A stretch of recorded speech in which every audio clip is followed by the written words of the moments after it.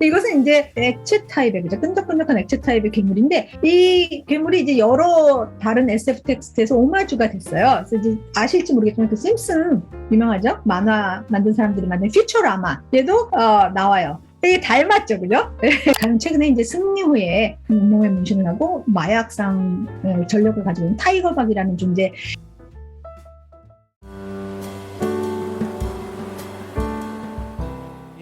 제2회 성균 국제문화연구연례포럼 SF와 지정학적 미학, 오늘 두 번째 날 세션이 곧 시작되겠습니다. 저는 세 번째 세션을 사회를 맡은 성균관대 국문과의 황호덕이라고 합니다.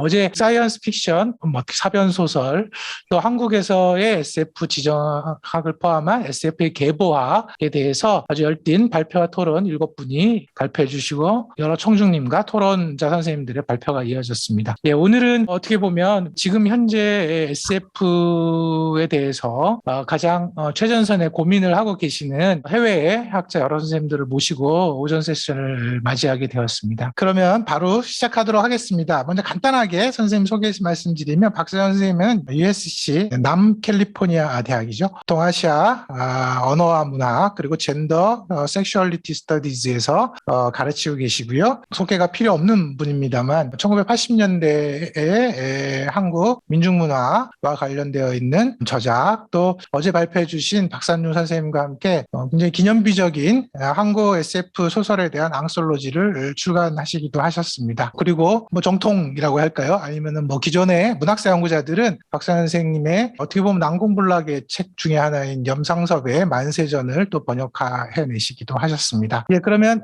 바로 이어서 선생님 발표 말씀 듣도록 하겠습니다. 박 선생님. 네, 감사합니다. 오늘 이렇게 여러분을 제가 지금 캘리포니아에 있지 않고 서울에 있는데 자가 격리 상태이므로 직접 찾아뵈지 못해서 죄송하고요. 자, 제가 이 파일을 나눠볼 수 있는 거죠? 공유해 주시면 됩니다.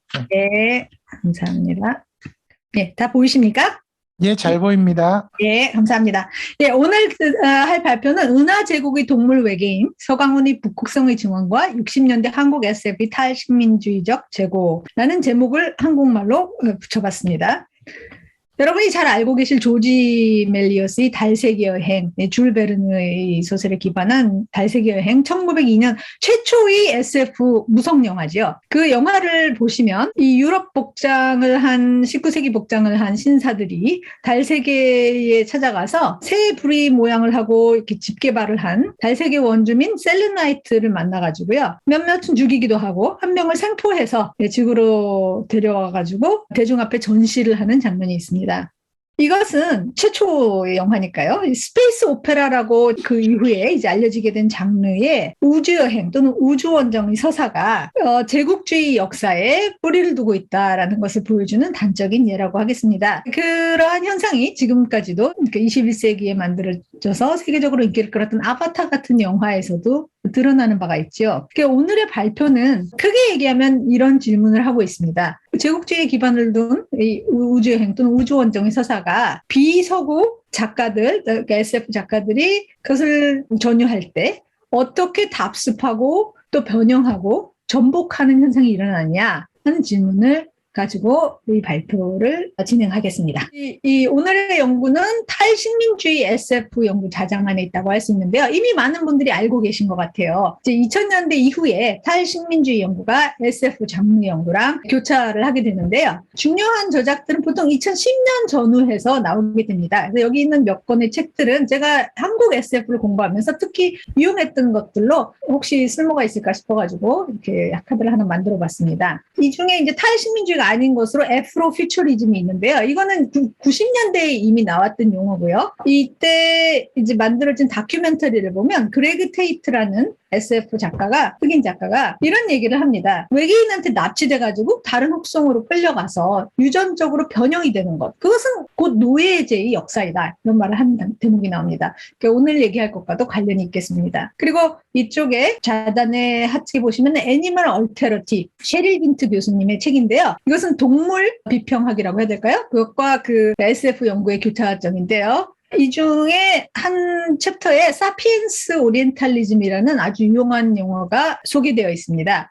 이제 셸리 빈튼 선생님이 만들어내신 거죠. 사피엔스 오리엔탈리즘이라는 것은 그러니까 인본주의랑 제국주의의 결합을 칭하는 것으로서요. 식민지의 원주민이 어떻게 동물과 유사하게 서양 SF 작품에서 재현이 되어 왔고, 또 동물은 그 무생물인 환경의 일부로 간주가 되어 왔는가 하는 것을 문제시하는 점입니다. 한국 SF에서 우주행, 우주원적의 서사가 나온 것은 60년대에 이르러서 SF가 대중화되고 나서인데요. 60년대를 우리가 얘기할 때 보통 한나건 선생님의 소년 과학자가 나오는 작품들을 연상하게 되고요. 그러니까 낙천적이고, 그죠? 테크노 유토피아적인 전망을 그린다라고들 주로 인식을 하고 있습니다. 물론 임태훈 선생님께서 이제 1960년에 발표됐던 그 핵재앙 서사죠. 김윤전 선생님의 그 재앙 구조라는 작품을 발굴하시기도 했고, 또 이제 다프나 주루 스탠퍼드 교수가 한나건 선생님의 그 우주벌레 오메가호를 읽으면서 반드시 낙천적인 전망만이 있었던 것은 아니다라는 것을 지적하기도 했습니다. 오늘은 탈식민주의의 결을 짚어보면서 60년대 SF의 우리의 이해를 깊게 하도록 해보겠습니다.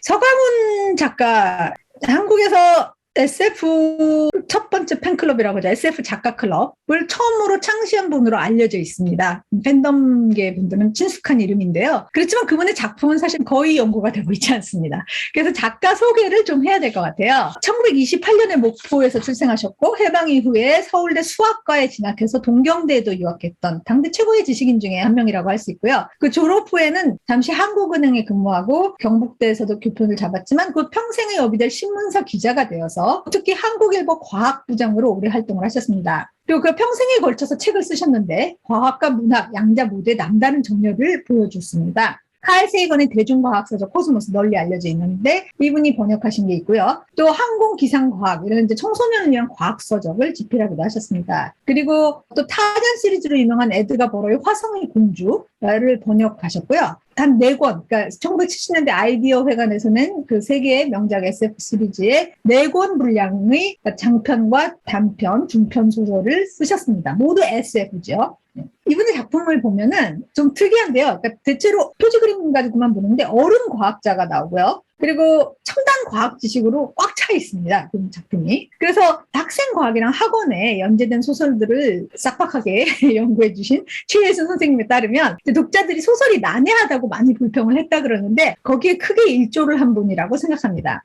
그 이제 이분의 작품들을 제가 이제 재밌게 읽었는데 그 중에 첫 번째 작품인 북극성의 증언에 대해서 오늘의 분석은 거기에 초점을 맞추도록 하겠습니다. 역시 잘 알려져 있지 않은 작품이므로 많이 논평되지 않았던 작품이니까 제가 줄거리를 간단히 사파를 동원해서 요약해 보도록 하겠습니다. 이 소설은 처음에 권일성 박사라고 자력선 연구소 소장인데 물리학자이고 한국을 대표하는 그 노벨 물리학상 후보에 이렇게 오르는 그런 박사가 자신의 연구소 주변의 임업연구지에서 이제 과학자들이 보내는 일상을 이렇게 스케치하면서 이야기가 전개됩니다. 그리고 나서 갑자기 이제 과학자들의 뭐 회의 이런 걸 보여준 다음에 UFO가 나타나요. 그래서 거기서 말미잘을 닮은 어떤 번쩍번쩍하는 외계 생물이 이렇게 등장을 합니다. 이 외계생물이랑 이제 경찰이랑 과학자들이 막 이렇게 의사소통을 하려고 하는데요. 잘 안 돼요. 그런데 그때 이제 금강여대 수학과 여학생, 그죠? 대학생인 박진나 양이 그 두 번째 사파에 엎어져 있는 사람인데요. 의사소통을 해보자 해서 소수 부호로만 의사소통을 하니까 말이 통해요. 그래서 이 외계인이 뭐라고 하냐면 나나 여러분이나 프록시마족들이 노예나 다름이 없다. 그래서 우린 노예끼리는 싸우지 않는다. 이런 말을 하게 됩니다. 그렇지만 다시 UFO가 나타나고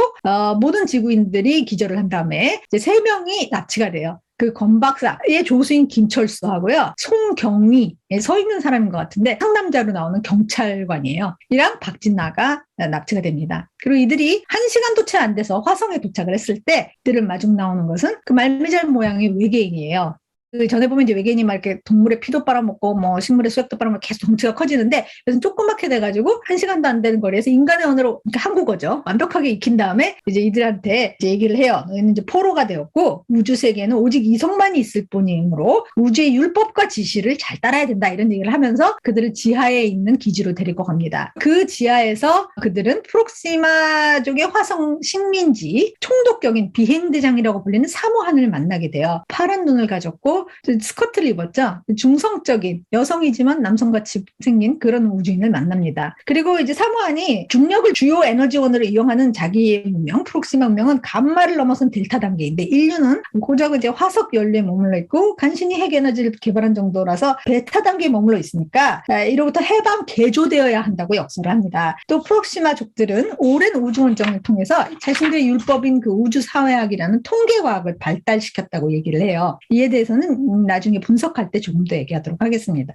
다른 그 서강훈 씨 소설에서처럼 이 서사도 과학 장치가 많이 나와요. 미래적인 과학 장치가. 그래서 이 지구인들이 이제 전자 도서관도 있고 네, 영상 전화도 할 수 있는 그런 곳에 머물지만 말미잘 외계인이 스스로를 오훌의 33, 그러니까 33번이다 이렇게 소개를 하거든요. 이 지구인들도 번호를 부여받습니다. 이제 감옥의 수인이 된 기분이 들죠. 그리고 이제 일을 하게 되는데요. 그 와중에 박진나 양이 좀 히스테리컬하게 이렇게 향수병이 도져요. 그러니까 사무안이 재빨리 정신병원 같은 데 격리를 시키면서 이집트 출신으로 이 홍성에 와 있는 모카탄 박사한테 박진나 양을 감시하라고 이제 얘기를 합니다. 그래서 지구인, 그러니까 한국 남자들이 이에 대해서 이제 항의를 하니까 뭐 들은 척도 거의 안 하죠. 안 하고 이들을 끌고 오히려 더 멀리 떨어진 혹성에 이제 화성의 테라포밍, 그러니까 환경 개조를 위한 새로운 식물종을 찾으려고 갑니다. 거기서 이제 그들이 한 달 정도 시간을 보내는데요. 그건 뭐 길게 나오지는 않고 이제 어느 날 이제 화성에서 연락이 와요. 오후레족이 반란을 일으켰다. 그래서 그걸 진압하려고 재빨리 일행이 돌아옵니다. 여기서 이제 돌아오자마자 사무안이 오후레 33번한테 너가 가가지고 저 반역의 지도자 전두엽을 이제 그 광선총으로 이렇게 얼려가지고 체포해가지고 와라 이랬는데 말을 안 들어요. 그러니까 이제 소련 출신에 또 와 있는 니키타 박사한테 가서 하라고 그러니까 니키타 박사가 이제 여기 반란 그림에 나온 사람입니다. 가서 이제 진압을 하고 반란의 수괴를 끌어오지요. 그 마지막 장면은 반란 지도자가 이제 심판을 받는 장면이에요. 여기서 이제 지구인들은 원래는 프록시마족 편을 잘 들어가지고 우리 지구로 돌아가자 이렇게 얘기를 했었는데 그 지도자가 우리는 너의 그 끊임없는 우주정벌에 동원되는데 지쳤고 그 인위적인 종족 개조로 선진 문명을 따라가기보다 자신들의 생리에 맞는 속도로 진화하고 살고 싶다. 그러니까 자치권을 허용해달라고 하니까 갑자기 지구인들이 막 오후레족 편을 들어요. 그랬더니 사무안은 우리는 우주의 문명을 위해서 너희들을 다 미개성에서부터 해방시키려고 할 뿐이고 그것은 이제 불가피한 우주 문명의 진보다 이렇게 얘기를 합니다. 사무안이 그 13번 이 반란의 개수는 본 행성 프록시마로 보내서 이제 정식 법정에 서게 하겠다 이렇게 얘기를 하고 지구인들에게는 귀환을 허용합니다. 그래서 이 소설의 끝은 지구인들이 우주선 안에서 점점 가까워지는 낯익은 아시아 대륙과 한반도를 바라보면서 안도하는 것으로 끝이 납니다. 북극성의 증언은 전체적으로 테크노 유토피아니즘적인 기조를 가진 작품입니다. 60년대 다른 SF 소설들과 공명하는 부분이죠. 첫 부분에 등장하는 지구인 과학자들이나 사무한 외계인 과학자의 목표는 한결같이 기술 발전을 통해 가지고 무한한 청정 에너지 자원을 확보하는 것이고요. 그 목표를 이루면 식량 부족이라든지 우주 정복이라든지 모든 문제가 그냥 저절로 해결된다. 이런 식으로 전제가 깔려 있습니다. 이제 저자의 해박함을 드러내는 그런 첨단 과학 지식 과학 뉴스가 여기저기 깔려 있는데요. 예를 들어서 이제 에너지로 문명의 발달 수준을 평가하는 것은 1964년 러시아 천문학자 니콜라이 카르다쇼프가 제시했던 카르다쇼프 척도를 소설화한 것입니다. 그리고 권 박사랑 이제 김철수가 하는 자기장 연구 내용을 보면은요, 그 자기장을 통해서 이렇게 에너지를 조절하는 거거든요. 그러니까 이제 1950, 60년대 국제적으로 큰 화제가 되고 있었던 그 소련의 토카마크와 미국의 스텔라레이터, 최근에 다시 좀 각광을 받고 있는데요. 고온의 플라즈마를 자기장을 이용해서 제어함으로써 핵 에너지를 생산하는 융합 장치들인데 이런 발명을 그 맥락으로 깔고 있습니다. 이 작품이 학생과학 처음으로 실린 작품 중에 하나거든요. 그래서 이때 이제 박정희 정부의 과학 정책에서 가장 큰 관심사가 에너지원의 확보였어요. 그래서 그것도 서강훈이 이제 첫 SF 소설의 주요 소재로 직접 후기에 쓰신 건데 에너지 무한한 해방을 선택하는 데 영향을 미쳤으리라 봅니다. 그런데 그런가 하면 이것은 또 단순한 과학주의 소설이 아니에요. 테크노 유토피아적인 서사가 있는 반면에 테크노 디스토피아적인 성향이 내재되어 있는데 그게 크게 두 가지 사건을 통해서 드러나게 됩니다. 하나는 그 박진나의 격리랑 이제 지구인의 붕괴를 통해서 그 우주사회학에 기반한 프록시마 문명이 전체주의적인 성향을 띠고 있다. 이게 문제시 되는데요. 이제 이 우주사회학은 여기서 보시다시피 통계학적 결정론이라고 할 수 있어요. 그러니까 인간이 어떻게 사회와 경제 또 정치적 변화에 반응하는가를 수학적으로 계산을 해가지고 미래를 예측하는 그런 학문이자 율법으로 나와 있습니다. 그리고 여기서 이제 절대적인 이성주의가 중요시되죠. 수학적인 것이니까. 근데 이제 이것은 그 서강훈 작가가 오리지널하게 생각했다기보다 아이작 아시모프가 이미 파운데이션 소설에서 시리즈 첫 편에서 소개한 사이코 히스토리, 심리 역사학이라고 한 거랑 굉장히 유사합니다. 그런데 한 가지 다른 점이 있어요. 서강훈 소설에서는 이 우주사회학의 제국주의적인 성향이 강조가 됩니다. 그러니까 이 미래를 예측하는 이 율법에 따라서 프록스마인들이 그 모든 식물과 동물을 개조하는 사명을 띠고 있고 스스로 개조를 거역하는 데는 멸망만이 있을 뿐이다. 이런 식으로 나와요. 그리고 이 제국주의를 비판하는 데는 사모안의 생김새 그리고 또 젠더랑 섹슈얼리티도 한 몫을 합니다. 사모안은 파란 눈을 가졌고 화성인답게 녹색 피부를 가졌는데 좀 백인같이 생긴 걸로 나와요. 눈도 크고 그죠? 그래서 사모안을 보면서 이 지구인들이 좀 냉혈동물 같다 뭐 이런 소리를 해요. 그리고 또 중성으로 보이는 건 지구인의 시각이고 사모안 스스로는 난 여성이다 이렇게 얘기를 해요. 그런데 이것은 이제 문윤성 동시대, 문윤성의 완전 사회에도 이렇게 중성적인 미래의 종족이 나오죠. 진성인이라고 나옵니다. 이것은 트랜스젠더를 서사장치로 이용을 해서 외계인의 타자성을 강조하면서 1960년대 한국 남성 지식인의 이렇게 이성애적인 보수성을 드러내는 것이라고 이해라고 할 수 있을 것 같습니다. 사모안 외에 이제 사모안이랑 대립되게 나오는 유일한 여성인 박진나의 경우에는 부분에서는 중요한 역할을 하지만은 이제 소설이 진행될수록 점점 더 수동적이 되고요. 결국은 이제 히스테리컬에 대해서 완전히 의존적인 존재가 되죠. 이렇게 감성을 인간성의 핵심으로 간주하는 동시에 또한 여성의 열등자질로서 젠더화한 이 서사적 이중성은 그래서 이 소설에서 전체주의보다는 제국주의가 더 주요한 비판적인 대상이었음을 시사한다고 할 수 있겠습니다. 영어로 인용해 놓은 것은 수잔 졸지라는 분이 그 50년대 미국 SF 영화에 많이 등장하는 이런 보조적인 역할을 한 여성에 대해서 일어나 해놓은 게 있어요. 그래서 소개할 겸 써놨습니다. 그러면 제국주의를 비판하는 내용에서 가장 중심이 되는 것은 역시 오후레의 반란이죠. 그래서 저는 이 소설을 처음 읽고 오후레족한테 굉장히 관심이 끌렸어요. 그래서 왜 말미잘 모양을 하고 있을까? 이게 정말 궁금했어요. 이제 특이하잖아요. 그죠? 그래서 제가 이제 SF는 특히 외국 문화 역량에 많이 노출되고 그 맥락 안에서 생산이 되거든요. 그래서 제가 이제 좀 뒤져봤더니 1950년대 말에 우주 생명체 블록이라고 한국말로 번역이 돼 있던데요. 그런 영화가 나왔어요. 1988년에 다시 만들어진 영화를 여러분이 아실지 모르겠어요. 근데 이것은 이제 액체 타입의 그죠? 끈적끈적한 액체 타입의 괴물인데 이 괴물이 이제 여러 다른 SF 텍스트에서 오마주가 됐어요. 그래서 이제 아실지 모르겠지만 그 심슨 유명하죠? 만화 만든 사람들이 만든 퓨처라마 얘도 나와요. 되게 닮았죠, 그죠? 그리고 이 오후레족은 눈이 여기 이제 이 그림이 신동호 화백이 그리신 거예요. 이거보다 이제 좀 선명한 이 화보는 박상주 선생님께서 제공해 주신 건데 원래는 서강훈 소설에는 눈이 3개 있는 걸로 나와요. 근데 이제 그림에는 눈이 2개가 있어요. 네. 그래서 이 블로업이 한국에 들어와가지고 이제 서강훈 선생님이 이를 채용을 하면서 동물 모양을 한 식민지 원주민이라는 의미를 부여하신 거죠. 그리고 이제 오후레의 상징적 의미는 또 몸은 동물같이 생겼지만 머리는 인간의 언어를 1시간도 안 될 사이에 다 익힐 만큼 슈퍼컴퓨터예요. 그래서 생체 공학적으로 두뇌가 개조된 혼종화 또는 문명화된 피정복민이라고 할 수가 있겠습니다. 또한 여기에 더해서 제국이 계속된 전쟁에 염증을 느끼고 반란을 일으킨 노예 용병이죠. 이러한 의미를 가진 오후레에게 한국인인 지구인들이 격하게 공감을 느껴요. 이제 그 배경으로는 일본 제국주의를 경험하는 한국인의 정체성도 있지만 보다 가깝게는 전후 그 시대의 반제국주의, 평화주의를 표방했던 반둥회의의 담론이라든가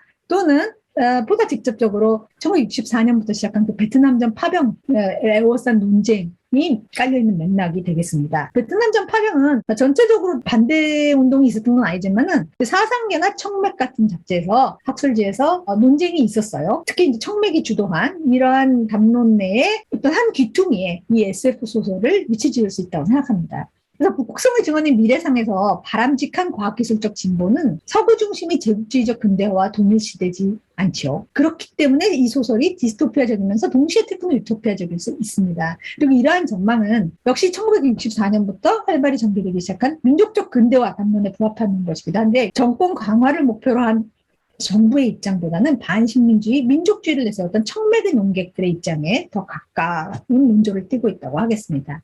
이제 지금까지 분석에 기반해서 북극성의 증언이 갖는 의미를 비교 문학과 한국 SF 문학사적 관점에서 평가해 보겠습니다. 서강훈 소설 이전에 화성을 배경으로 쓰여졌던 유명한 SF 작품에는 이 H.G. 웰즈의 또 화성인이 침략자로 나타나서 인류 문명을 멸망시키는 그 세계전쟁이라는 작품이 있었고요. 또 한국 잘 알려진 작가인데 작품 자체는 잘 안 알려져 있는 것 같아요. 빨간 혹성?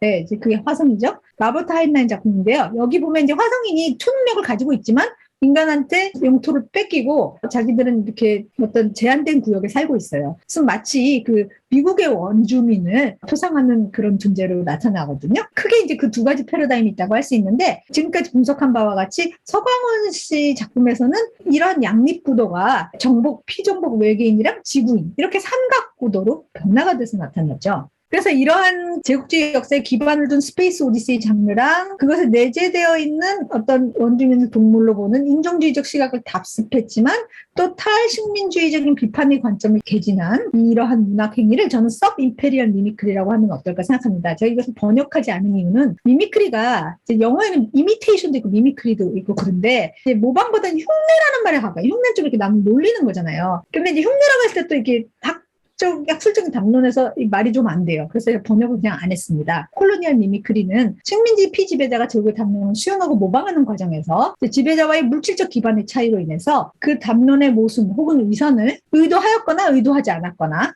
드러내고 이를 전복시키게 되는 현상을 얘기하는데 서브 임페리얼 미미크리 경우에는 피지배자가 모방을 통해서 제국주의 담론을 비판함과 동시에 세계 제국주의 질서 내에서 보다 변두리 입지를 점한 다른 민족적, 문화적 공동체에 그 인식 이틀을 적용해서 제국주의 담론을 재생산하는 현상이라고 제가 이름을 붙여봤습니다. 이것이 특히 이제 하위 제국주의 문화에서 근본이 드러나는데 한국의 경우에 일본 제국주의 밑에는 만주로 확장을 했을 때 본 식민지로서 보다 이제 만주족보다 높은 위치에 처하게 되죠. 그리고 미국의 점령 이후에는 베트남 전쟁에 운동으로 참전하게 되는 그런 하위 제국주의적인 성향이 있었습니다. 이것이 이제 오늘날에도 서구에 정복되지 않았던 동아시아의 식민지 출신의 한국인들의 문화 텍스트에서 드러난다고 할 수 있는데요. 가령 최근에 이제 승리 후에 온몸에 문신을 하고 마약상 전력을 가지고 있는 타이거박이라는 존재, 여기서 이제 백인을 악당으로 하고 이런 존재를 정의의 사도인 한국